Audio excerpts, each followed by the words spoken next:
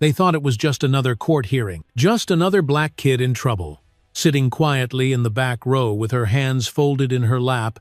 But fate had other plans, and when it hit like thunder in a quiet room. The Honorable Judge Henry Carlisle was in mid-sentence, lecturing another young man about lack of personal responsibility. When his voice faltered, his gavel slipped from his hand, then his face turned pale. The courtroom watched in stunned silence as the judge's eyes rolled back and his body slumped forward onto the bench. For a split second, no one moved. No one even breathed. Then chaos erupted. One of the deputies ran to the bench, yelling for someone to call 911. A court clerk gasped and dropped her files. A woman in the audience screamed. But amidst the panic, one person moved with certainty. 14-year-old Ariel Barnes. She didn't wait. She didn't ask permission. She leapt from her seat, pushed past the stunned adults, and climbed the steps to the judge's bench. "He's having a heart attack," she shouted, checking his pulse with trembling fingers. "Somebody help me." The bailiff hesitated, confused, overwhelmed, but Ariel didn't. She tilted the judge's head back, opened his collar, and began chest compressions like she'd seen her mother do years ago on a neighbor. Her palms pressed rhythmically against the man's chest as sweat beaded across her brow. "Come on, breathe," she whispered. "Don't you D on me." A deputy tried to pull her back. She shouldn't be up there, but an older woman stood and shouted back, "Let her finish.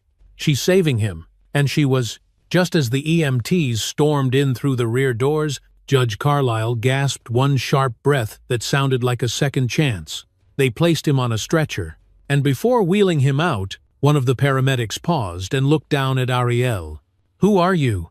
"Sweetheart." She looked up, breathless and trembling. Just a girl who didn't want him to die. The courtroom burst into quiet murmurs, shock, disbelief, maybe even respect. But not everyone looked pleased. Two officers stood whispering in the corner, eyes on Ariel.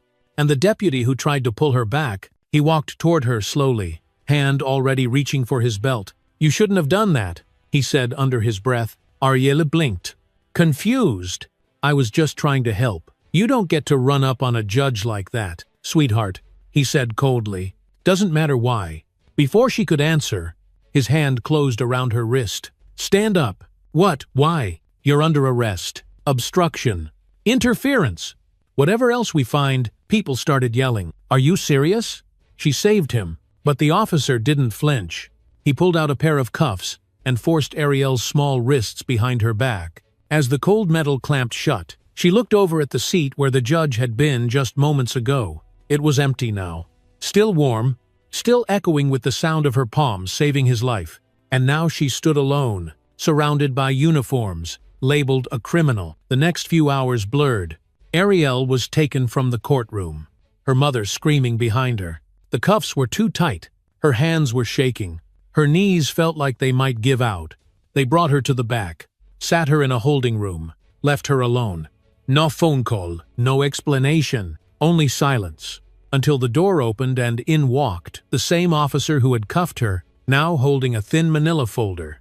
He dropped it on the table. "Looks like you've been busy, Ariella Barnes," he said with a grin that didn't reach his eyes. She stared at the folder. "What is that?" "Your new charge," he replied. "We reviewed some footage. Talked to some folks. Looks like you made some threats last month. Could be assault, or maybe something worse." "That's not true." He leaned in, voice low and sharp. "Doesn't have to be." And just like that, the girl who saved a man's life became a suspect again. But not just any suspect, she was now the focus of a system desperate to protect its own. Judge Carlisle survived, but he didn't ask who saved him. He didn't thank her. He didn't even mention her. In fact, 2 days later, when he returned to the bench, his color back, his gavel firm in hand, he looked directly at Ariel Barnes standing in front of him and didn't blink. Like he'd never seen her before, like she hadn't been the one keeping him alive while everyone else stood frozen. "You again," he said, leafing through the file like it bored him. "Another one who thinks the rules don't apply." Ariella didn't answer. She just stood there, small and silent in her second-hand church dress. Arms folded, eyes steady. "You're charged with obstruction of justice and interfering with court proceedings," Carlisle continued, tone flat. "Do you understand the charges?" "I understand that I saved your life." Ariel replied softly. For the first time, he looked up, and for a fraction of a second, just a flicker, something passed through his expression. Shame. Guilt. No. Disgust. I don't need a reminder of my weakest moment, he said sharply.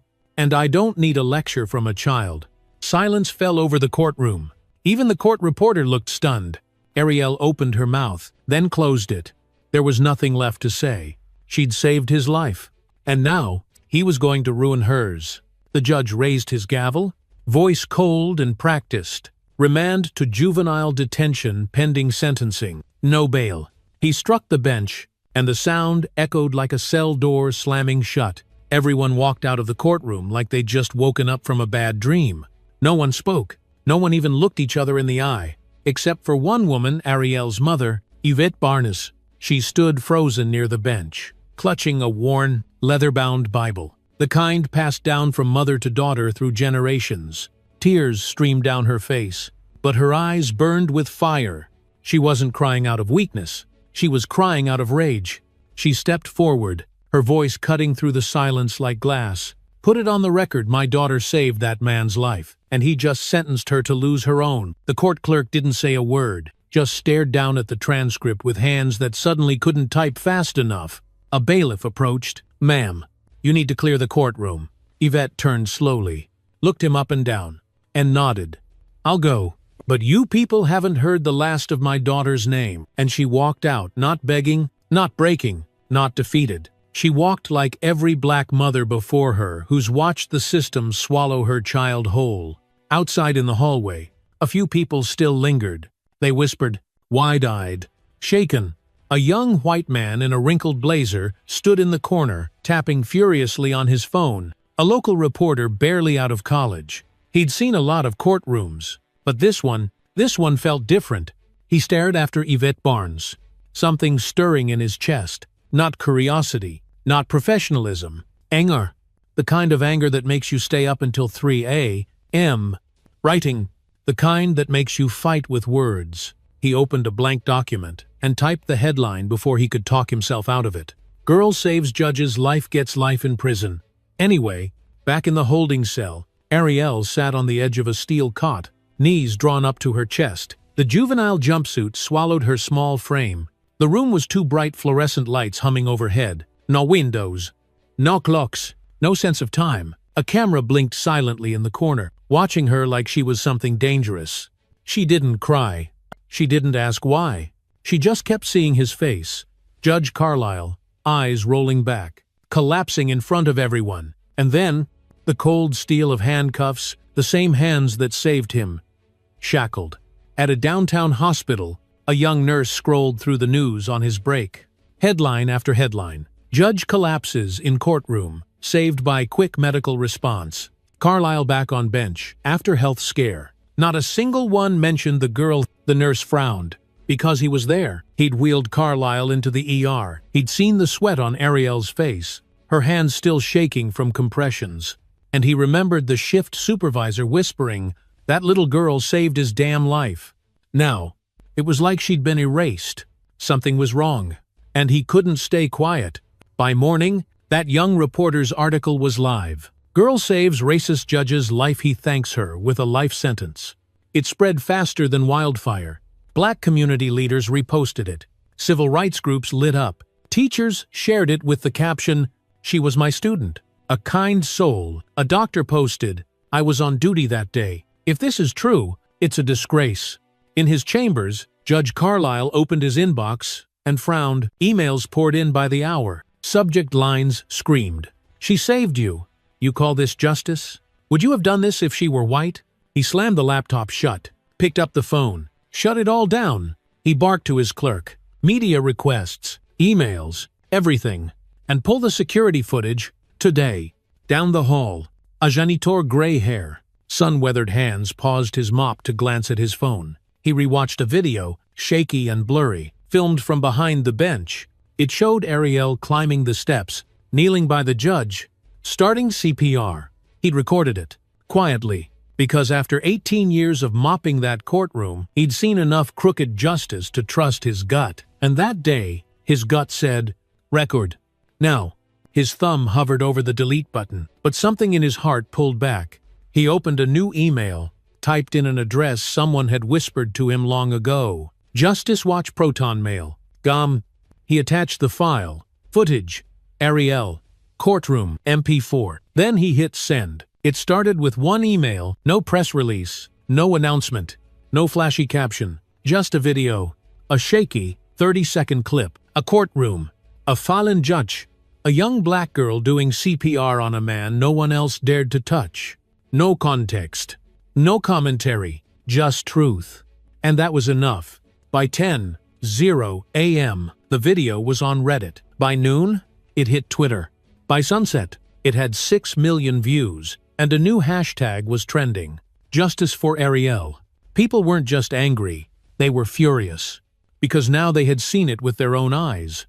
This wasn't, he said. She said. This was a child saving a man's life while a room full of adults stood frozen, and that same man, Judge Henry Carlisle, had sentenced her to life behind bars like she was nothing. The comments flooded in. She should be given a medal, not a prison cell. This is what systemic racism looks like. That judge has to go today. By that evening, every major news network was calling it the most disturbing court clip of the year. CNN played it back-to-back with the headline, "Did a judge punish the girl who saved him?" MSNBC ran a special report titled, "Hero or Threat?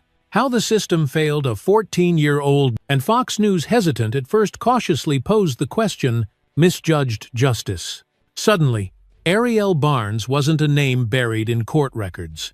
She was the story. In a modest brick house on the west side, Yvette Barnes sat in front of a borrowed laptop. She hadn't slept in 30 hours. When the video started playing, her hands flew to her mouth. There was her baby, in that worn church dress, pumping life into the very man who would later pretend she was invisible. She cried, not from sadness but from validation. "I told them," she whispered. "I told them she saved him." Now the world knew too. Across the city, in a low-lit newsroom, the young reporter who first broke the story leaned back in his chair, stunned by how fast everything had spiraled. His editor slapped a printout on his desk.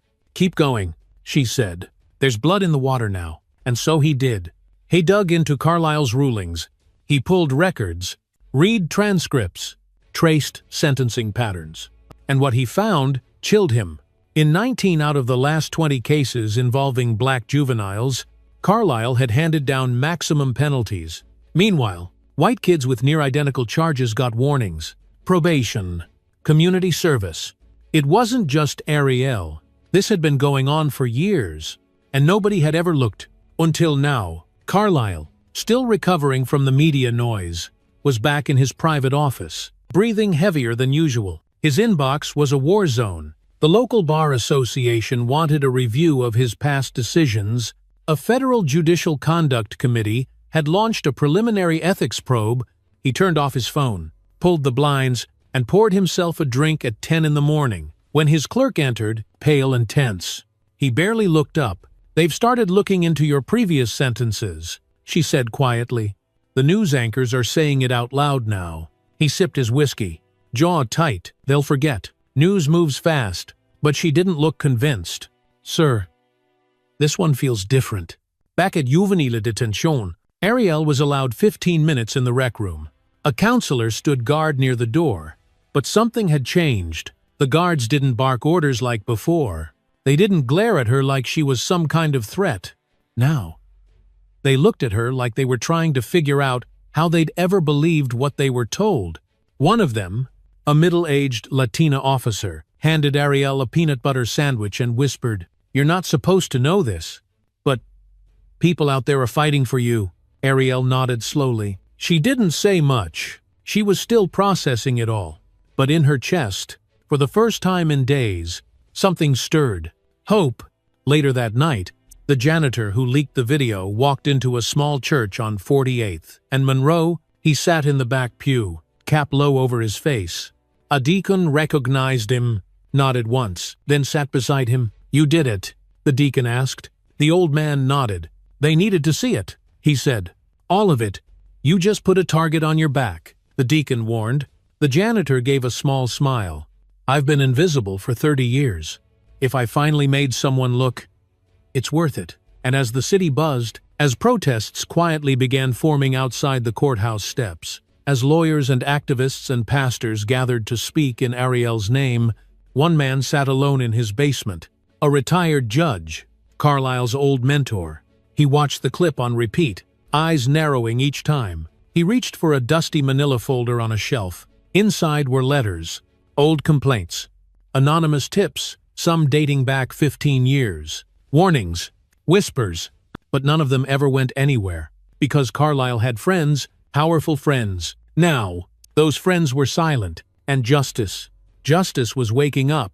The courtroom was packed, not for a trial, not for a verdict, but for something far more explosive, a public hearing.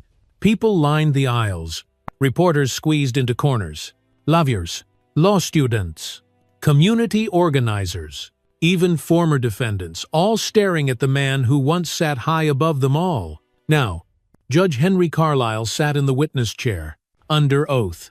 No robe, no bench, just an old man in a suit, sweating under the lights. At the head of the panel sat Congresswoman Leona Whitaker, former civil rights attorney, now chair of the House Subcommittee on Judicial Ethics. And she wasn't smiling.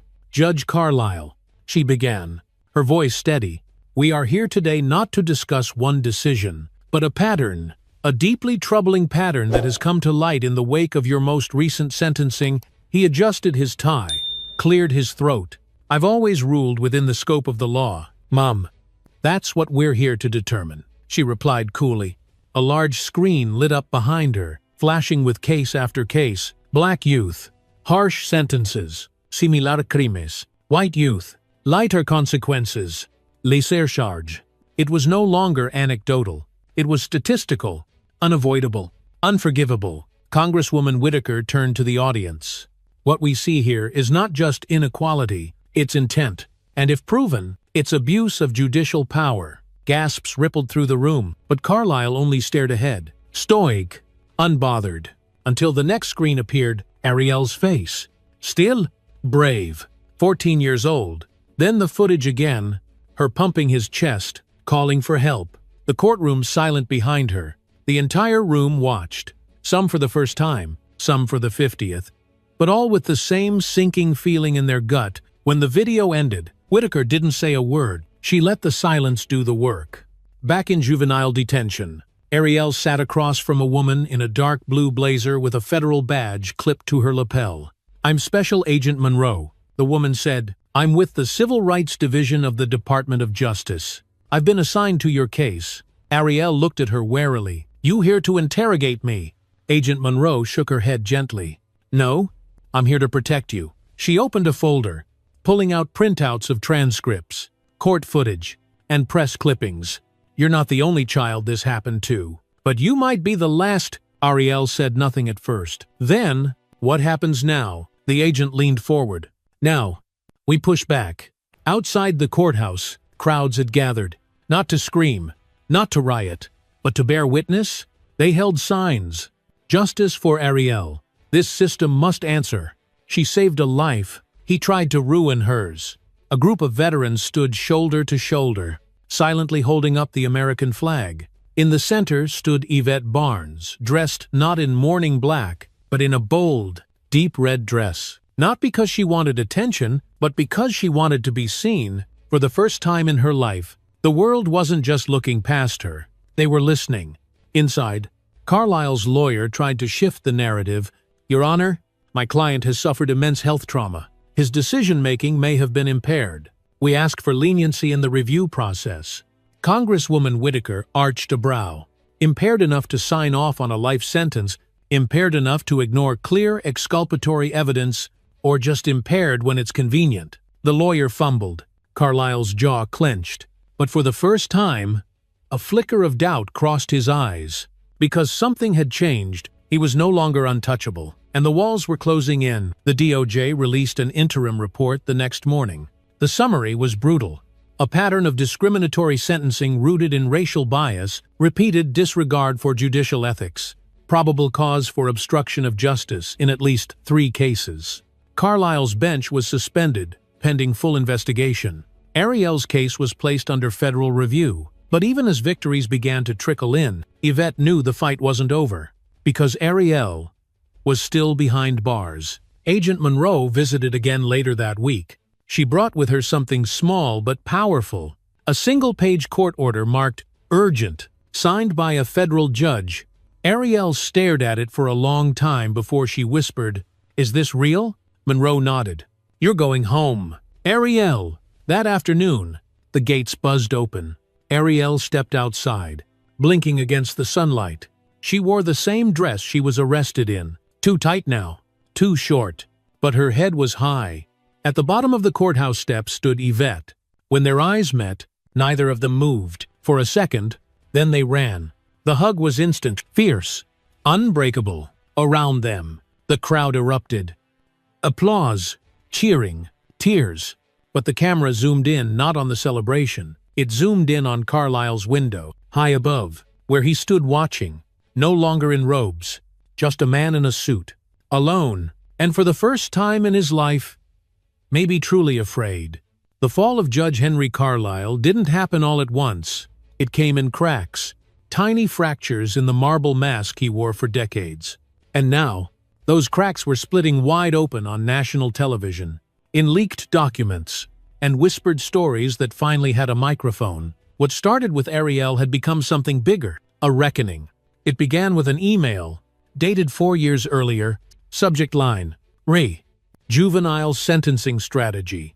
It was a conversation between Carlisle and a local prosecutor, light, casual, almost flippant. But buried in the middle, there it was. Some of these kids don't learn unless we make examples out of them, especially the ones from those neighborhoods. And just like that, the mask slipped. The language wasn't coded. It wasn't veiled. It was a man in power saying the quiet part out loud. And now, it was public. The email had been leaked by someone inside the district attorney's office, an anonymous source with clearance to internal communications and a conscience they couldn't ignore. They'd watched Carlisle destroy too many futures, and Ariel's case was the last straw. The message spread like wildfire across media outlets. CNN flashed the quote on screen. MSNBC brought in legal analysts. TikTok creators read the line aloud over dramatic piano music. And Fox, even they had to admit, this doesn't look good. Carlisle's attorneys scrambled to control the narrative. It's taken out of context. They claimed he was referring to habitual offenders, but public opinion didn't buy it, because they had eyes and ears and common sense. You don't send a child to life in prison days after she saved your life, unless there's something broken inside you. And now, the whole world saw the cracks, but the true collapse came from someone no one expected, his former court stenographer Margaret Linney, 62 years old. She hadn't spoken publicly in years. She didn't post on social media, but when she saw Ariel's face on the news, something shifted. She called a reporter directly. "I kept records," she said. "Not just transcripts, notes, memos, conversations that weren't supposed to be remembered. Over 200 pages, all handwritten, all stored in a box in her garage." She turned it over to the press, and what those pages revealed was devastating. Private comment Carlisle had made during recess. "Send him away. I don't care what the lawyer says, he's already a lost cause. If her mama couldn't teach her, maybe prison can. Why are they always dressed like thugs and asking for sympathy?" Statements never intended for the record. But Margaret kept them, not out of revenge, out of fear, out of guilt, out of hope that one day, someone would listen. Now, someone finally did. Public hearings were reopened. This time, not just to question, but to prosecute. The DOJ officially announced a federal investigation into judicial misconduct, obstruction of justice, and civil rights violations. Carlisle was suspended indefinitely. And his lawyer, "I can't defend this anymore," he said at a press conference. "There's a difference between being accused and being guilty." Meanwhile, Ariel returned home, but she wasn't the same girl who left. She was quieter now, older, not in years, but in weight. She didn't trust the system, not yet, but she trusted herself. And that was a start. Her room was just as she left it. Posters on the wall, books half read on the shelf, a journal by the bed. She opened it, wrote one line, "They thought they could bury me, But they forgot I was the seed. At school, students whispered. Some pointed. Some avoided her. But some clapped when she walked in. Not for drama, not for attention, but because they knew she wasn't just a survivor. She was a symbol now. And symbols make people nervous. But they also make people move. Yvette, ever watchful, ever fierce, stood beside her daughter at every interview, every community meeting, every city hall hearing. And when reporters asked, "What do you want now?" she didn't hesitate. Real justice. Not just for Ariel, but for every child that man hurt. For every mother that lost a future because of his decisions. It wasn't revenge, it was restoration. And in the final blow to Carlisle's legacy, the state's Judicial Review Board voted unanimously to revoke his license to ever practice law again. He was escorted out of the courthouse through the front doors, this time not the judge's exit. No applause, no farewell, just silence.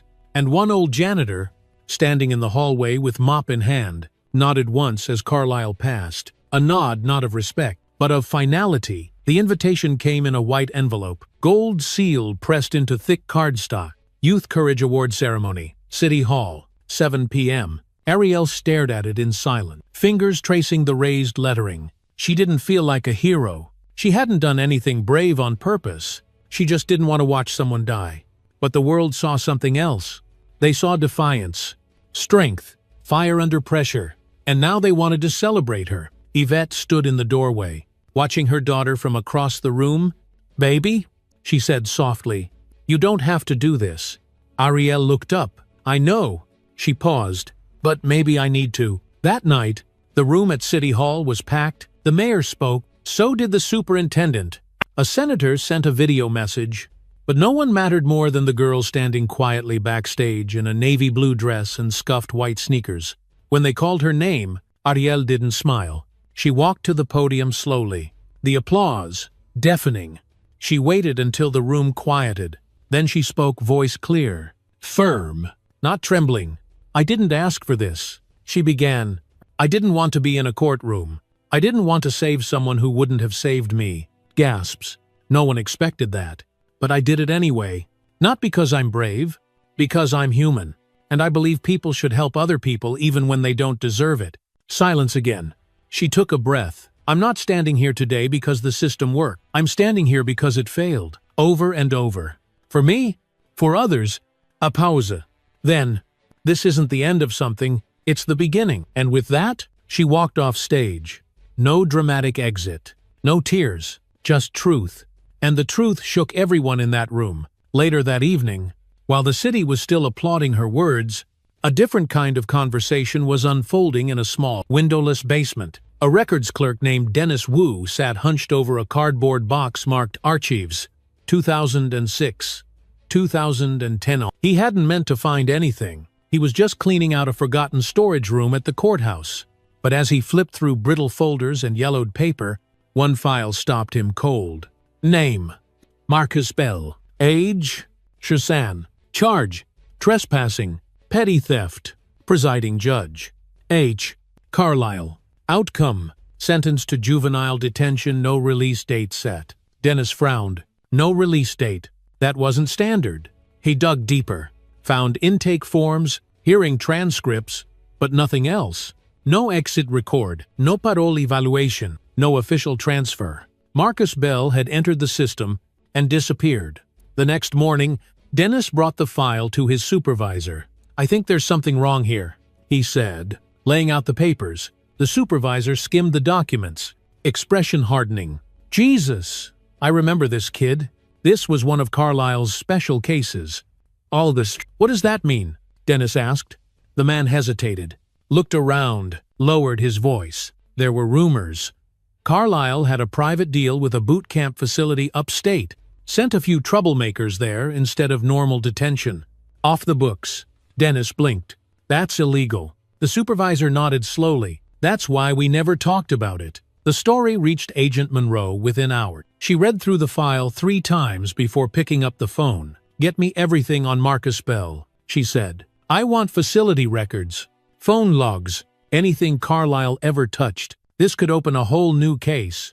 Because now, Ariel's story wasn't just about injustice. It was about a pattern of disappearance, and possibly a cover-up.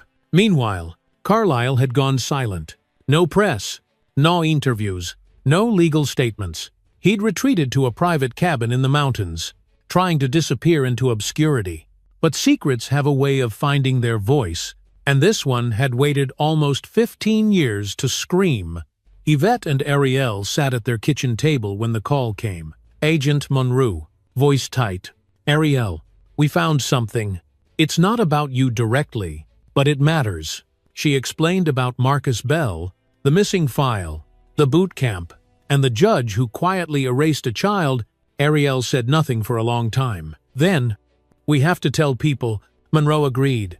This isn't just your story anymore. It's bigger, and people need to know. By that weekend, a new headline was everywhere. Teen sentenced by Carlyle vanished in 2007. Family says they were told he ran away. The article included statements from Marcus's mother, who'd been told her son had escaped from detention and probably joined a gang. She'd filed missing persons reports, called every month for a year, and never got an answer.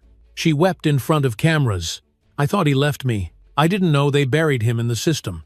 And, suddenly, the case against Carlyle wasn't about bias anymore. It was about human rights violations, about child endangerment, about possible manslaughter, because no one knew where Marcus Bell was, no grave, no ID, no proof of life, and the last man to see him was Judge Henry Carlyle. For 2 weeks, the nation couldn't look away. Every major outlet ran the same headline. Where is Marcus Bell? The boy who vanished in Carlyle's courtroom had become a symbol of silence, of erasure, of all the young black children swallowed by a system that never meant to return them. Protests reignited. Not loud this time, not chaotic, but chilling, organized.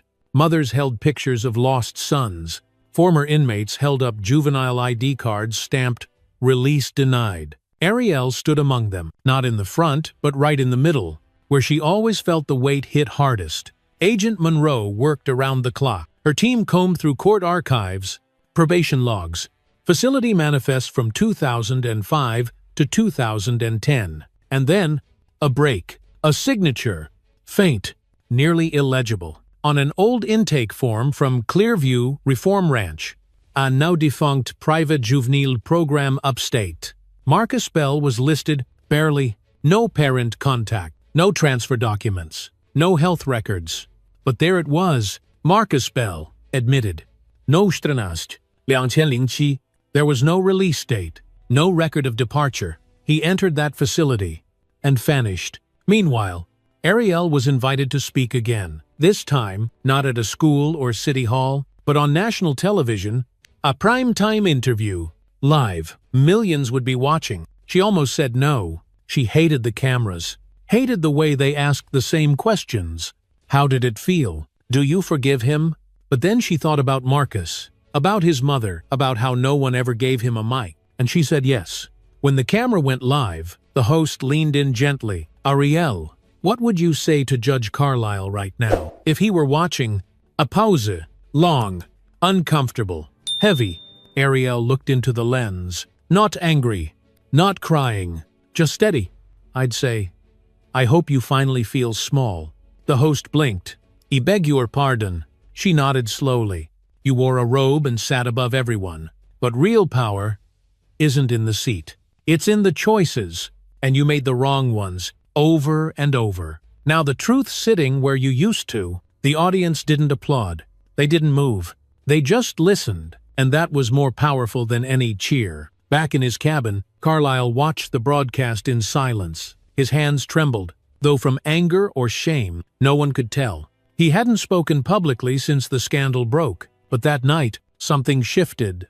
Maybe it was fear, maybe pride, or maybe he simply couldn't stay silent anymore.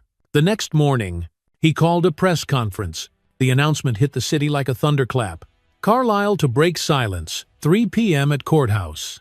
Crowds formed hours early. Some came for answers. Some came for justice. Some came hoping he'd apologize. He didn't. At 3:06 p.m., Henry Carlyle stepped to the podium outside the very building where he once ruled unchallenged. He looked older, thinner, but his voice still sharp. still cold. "I am not the monster you're all painting me to be," he began. "I served this city for over 30 years. I followed the law. I protected communities. A few boos from the back," he continued anyway. "Yes, I sentenced juveniles. Yes, some of them were black. That's not racism, that's demographics. You don't like the numbers. Fix your neighborhoods." Gasps. Reporters looked up, eyes wide. He wasn't apologizing. He was blaming the children, the parents, the victims, blaming everyone but himself. "I don't recall every name," he went on. "I've ruled on thousands of cases. Marcus Bell. I don't remember. If something happened to him, it was the system's failure, not mine." And there it was. The disconnection, the denial, the last nail in the coffin of a career built on control. That night, the press tore him apart. Carlyle doubles down on controversial sentences. No apology. No remorse. He doesn't remember Marcus Bell. The Bell family released a statement through their attorney. "Our son deserved more than a name buried in forgotten files. He deserved more than being erased. And he definitely deserved more than a man who claims he doesn't remember." But while the world raged, Ariella sat in her room. Cue it. She hadn't watched the speech. She didn't need to. She already knew who he was. She'd seen it in his eyes when he sentenced her. She'd felt it in the silence that followed. And now, the world saw it too. It came in a beige envelope with no return address. No signature. No stamp. Just 5 words typed across the front. "For Monroe, trust no one." Inside was a single document, a disciplinary incident report dated the 12th of March, 2008, filed at Clearview Reform Ranch. Subject line: Bell, Marcus Code Red transfer following injury. Agent Monroe's hands froze. She read the line again, then again. Injury, transfer, to where? And why had this document never surfaced before? The report described an altercation. Marcus had allegedly gotten into a fight with 2 staff members.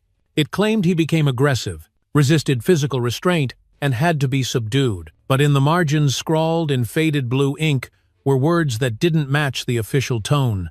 Head injury. Unconscious, transported in private van. No return logged. That wasn't discipline. That was disappearance. Monroe immediately ran the facility's transport logs, and there it was. 1 unregistered outbound trip.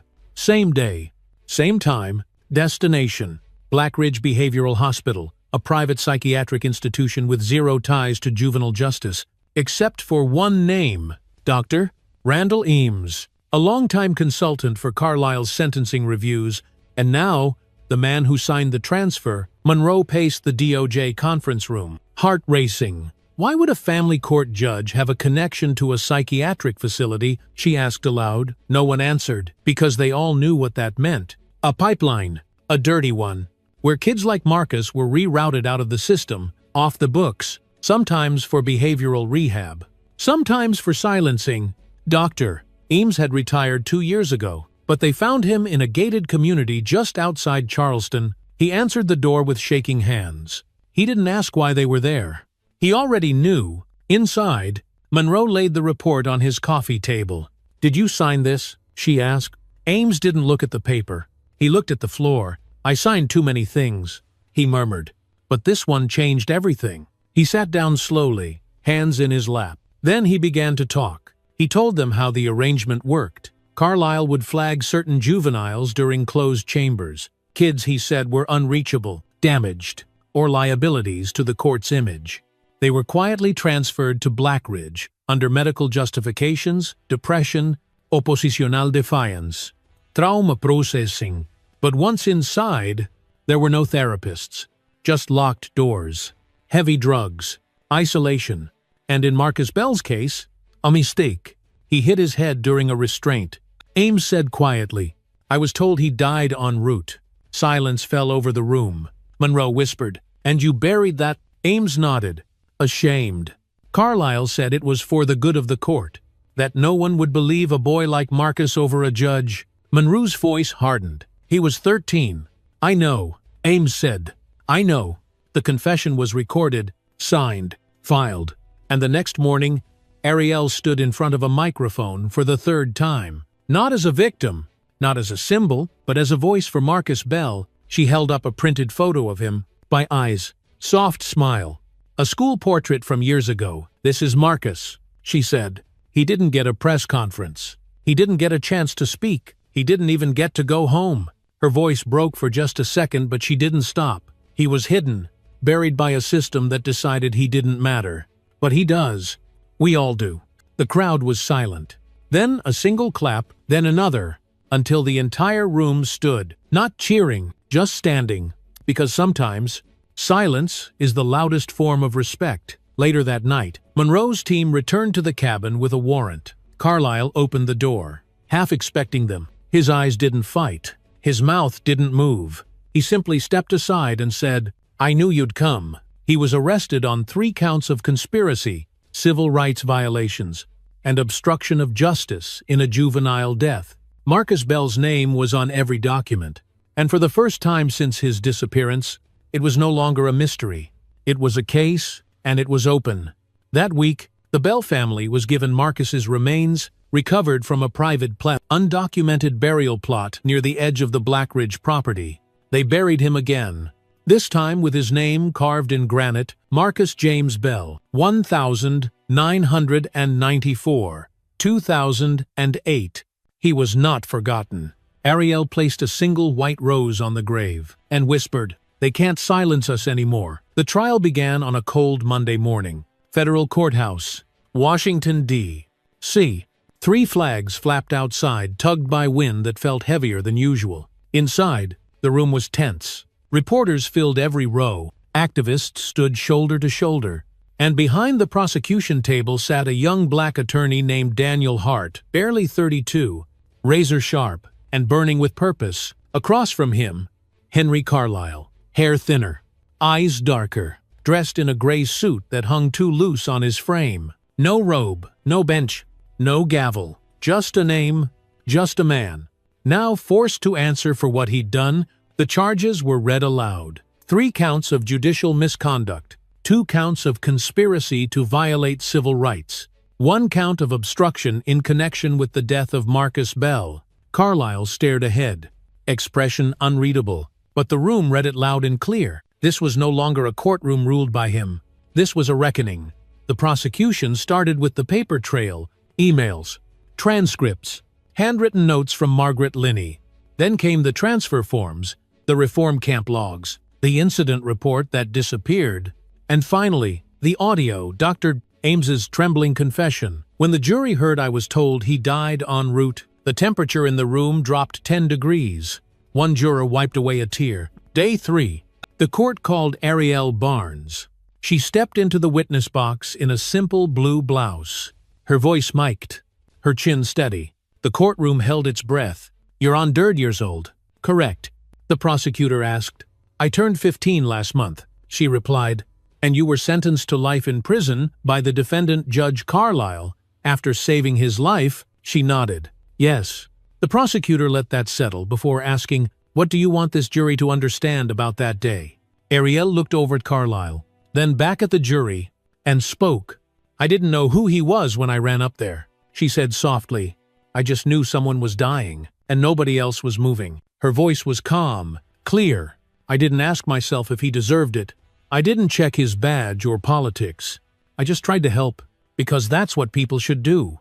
She paused. "But then he turned around and destroyed me." Gasps swept the courtroom. Carlisle shifted uncomfortably. Ariel continued. "And I'm not the only one. Marcus Bell never came back, but I did. So I'm going to speak for him too." The jury leaned in. This man, this judge, he wore that robe like armor, like it made him untouchable. But under that robe, he was just a man, and he used that robe to hide what he really was. Silence again. Not even the stenographer's keys made a sound. Carlisle's defense team tried to object. "She's making a speech," but the judge overruled. "Let her finish." And she did. "I want justice," she said. "Not just for me, for every kid who sat in front of him thinking they had no one." She looked at Carlisle one last time. "And now, I want him to know he never broke me." She stepped down to a standing ovation. The judge banged the gavel for order, but the room didn't settle for a full minute, because something deeper than applause had filled the air. Truth. Vindication. A voice finally heard. On day 5, The prosecution played a video montage photos of Marcus Bell, audio clips of his mother's calls to the facility, and footage of the burial. When the words appeared on screen, he was not forgotten. Several jurors turned away to wipe their eyes. Carlyle looked down. For the first time, his hands trembled. The defense argued for judicial discretion, mental health stress, and lapses in oversight. But nothing could match the weight of the evidence. Nothing could erase the faces, and nothing could silence Ariel's voice. By the end of week 2, closing arguments began. Prosecutor Daniel Hart stood before the jury, no notes in hand. He looked them each in the eye and said, "You don't need a law degree to feel what's wrong here. You just need a conscience. This wasn't a mistake. This was a method, a pattern, a plan. And now, you can put an end to it." He pointed to Carlyle. "Because if we let this go, how many more Marcus Bells will there be?" The jury deliberated for 6 hours, then returned. Every person sat straighter. The foreman stood. "On all counts, we find the defendant guilty." The room erupted. Cheers.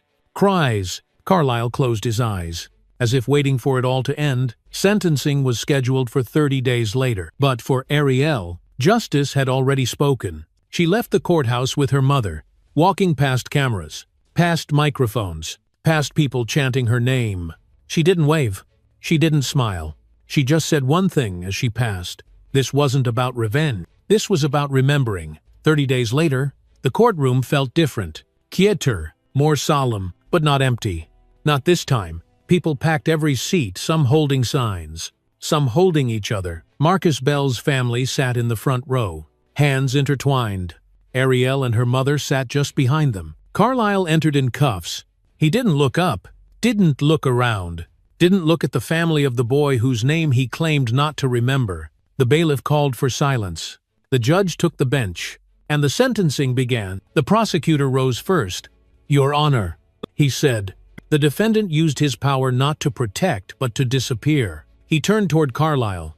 Not just Marcus Bell, not just Ariel Barnes, but every black child who sat before him and left with their future carved away by a sentence they didn't deserve. He looked to the judge. "We ask this court to return what was stolen, not time, but accountability." Then came the defense, an older man with a voice like gravel. He spoke of Carlyle's age, his decades of service, his weakened state of mind. "He's lost everything," the lawyer said. "His bench, his reputation, his dignity." A scoff came from the gallery. Arielle didn't flinch. She knew what it was like to lose everything, and no one made a speech for her. Then, the judge spoke. Not Carlyle, the federal judge, gray-haired, stone-faced. His voice echoed in the chamber like a bell toll.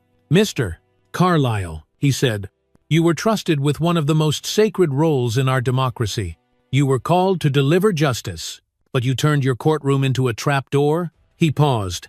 "You erased children, and you erased yourself in the process." Then came the sentence, life in federal prison. No possibility of parole. The courtroom didn't cheer, didn't clap. It just breathed. For the first time in a long time, outside, the sky was pale and open. Ariel walked with her mother, not saying much. They didn't need to. Just before they reached the sidewalk, a woman stepped forward. Marcus Bell's mother. She didn't speak either. She just wrapped Ariel in a hug that said everything. "Thank you. I'm sorry. You mattered." He mattered. 1 week later, the city hosted a public memorial for Marcus Bell. A permanent monument was unveiled in Jefferson Park. A granite pillar with his name, his photo, and the words, "His life was not a mistake. His disappearance was." Ariel stood quietly beside it as a choir sang softly in the background. When it was her turn to speak, she only said one sentence. "I hope every judge who walks past this feels the weight of their choices." That was enough. In the months that followed, policy changed. The Barnes Reform Act was introduced in Congress, pushing for nationwide transparency in juvenile sentencing, especially in marginalized communities. Schools began inviting Ariel to speak, churches, youth programs, legal workshops. But she didn't want to be a celebrity. She didn't want the spotlight. She just wanted truth to live longer than lies. One afternoon, she sat on a park bench with Agent Monroe. The agent smiled at her, tired but proud. You're going to change this place." Monroe said. Ariel looked out at the kids playing nearby. "I just want to make sure no kid ever feels invisible again." Monroe nodded. "You already have." That night, Ariel opened her old journal, the same one she wrote in after detention. She turned to the last page and wrote, "I used to think I was just a girl who got lucky. But maybe I was never just a girl. Maybe I was the storm they didn't see coming." She closed the book and smiled. "You know, sometimes it takes the smallest voice to shake the biggest walls." Ariel Barnes was just a young girl, no title, no power, no seat behind a bench. But what she had was courage. Not the loud kind, but the kind that shows up when no one else moves, the kind that saves a man's life then stands tall when he tries to take hers away. This story isn't just about injustice. It's about how truth finds its way even when buried deep under silence and power. It reminds us that doing the right thing doesn't always bring applause. Sometimes it brings resistance. Sometimes it costs everything, but in the end, it matters. And for those of us who've seen years go by, who've watched history repeat, who've seen good people silence this story, calls us to remember, we are never too old to speak up, never too small to stand for someone who can't, because when one brave voice rises, it echoes through generations. So wherever you are, whoever you are, don't underestimate the quiet strength inside you. Someone out there is waiting to be seen. And if this story moved you, please consider giving it a like, sharing it with someone you care about, and subscribing to our channel. We share real voices, real struggles, and real hope every single week. Thanks for being here.